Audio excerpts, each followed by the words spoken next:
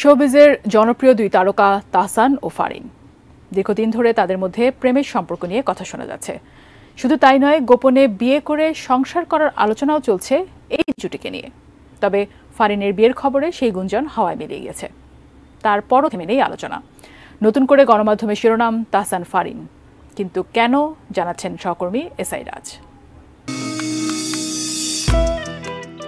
কিছুদিন আগেই অভিনেতা তাহসান খান ও অভিনেত্রী তাসনিয়া ফারিনকে নিয়ে গুঞ্জন ওঠে। অনেকের মতে তারা নাকি চুটিয়ে প্রেম করছেন। কেউ কেউ আবার আরেক ধাপ এগিয়ে বলেন বিয়ে করেছেন এই দুই তারকা। শুটিংয়ের বাইরে তাই তাদেরকে একসঙ্গে দেখা যায়। 2021 সালের ভালোবাসা দিবসে তাহসান ফারিন অভিনয় করেন কমলা রঙের রোদ নামের একটি নাটকে।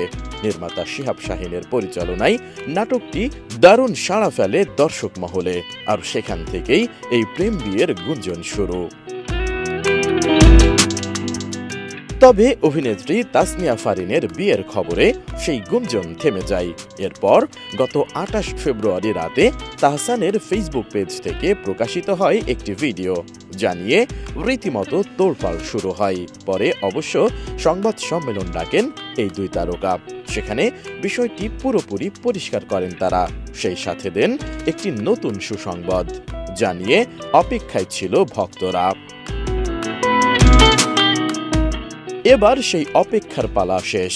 নতুন পরিচয়ে হাজির হচ্ছেন তাসনিয়া ফারিন, সঙ্গে থাকছেন আরেক তারকা তাহসান খান। ঈদের বিশেষ ম্যাগাজিন অনুষ্ঠান ইত্যাদির মাধ্যমে গায়িকা হিসেবে অভিষেক হচ্ছে ফারিনের। তার গাওয়া গানের শিরোনাম রঙে রঙে রঙিন হব, তাতে দ্বৈত কণ্ঠ দিয়েছেন তাহসান খান। 2 মার্চ মিরপুর ইনডোর স্টেডিয়ামে গানটির চিত্র ধারণ করা হয়। কবির বকুলের লেখা গানটির সুর ও সঙ্গীত করেছেন ইমরান মাহমুদুল।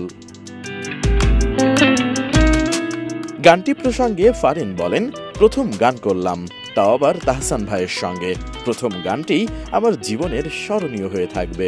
ভিন্ন ধরনের গান হয়েছে এটি, উৎসবের গান, ফিল গুড টাইপ। আমার বিশ্বাস সব শ্রেণীর শ্রোতা দর্শকদের কাছে গানটি ভালো লাগবে। গান নিয়ে তাহসান খান বলেন, এ ধরনের গান আগে করিনি। উৎসবের আমেজ নিয়ে আনন্দময় একটি গান হয়েছে।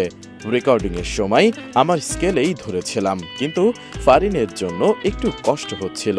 পরে একটু নিচু স্কেলে গানটি করেছে। ফারিন যে এত ভালো গাইবে আগে বুঝিনি। আমার বিশ্বাস ঈদে গানটি নিয়ে বেশ আলোচনা হবে। ছোটবেলা থেকেই গান করতেন ফারিন। 3য় শ্রেণী থেকে কলেজে পড়া পর্যন্ত নজরুল সঙ্গীত শিখেছেন তিনি। ইচ্ছা ছিল সঙ্গীত শিল্পী হবার। পরবর্তী সময়ে অভিনয়ে পরিচিতি পাওয়ার কারণে গানে বেশি মনোযোগী হতে পারেননি। তবে কোনো একদিন গান করবেন সেই ভাবনা ছিল তার। অবশেষে সেই ইচ্ছা পূরণ হলো তার। এসআই রাজ, এটিএন নিউজ।